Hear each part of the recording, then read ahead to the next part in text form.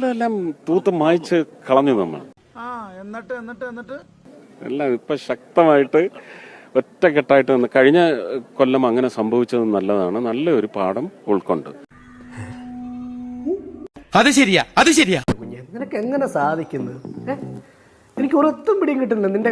പക്ഷെ ഞാൻ ഒരിക്കലും ആ കമ്മീഷണറെയും കളക്ടറെയും കുറ്റം പറയില്ല കേട്ടാ. ശകലകലാവല്ലഭൻ.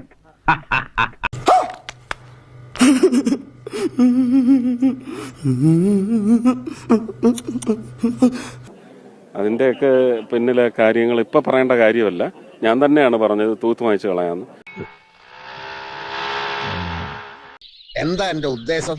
CBI കൊണ്ടുവന്ന് അന്വേഷിച്ച് യഥാർത്ഥ കലക്കികളെ പിടിച്ച് തൂക്കിക്കൊല്ലണം. ധൈര്യം ഉണ്ടെങ്കിൽ ചെയ്യും. ഇപ്പൊ എങ്ങനെ ഇരിക്കുന്നു?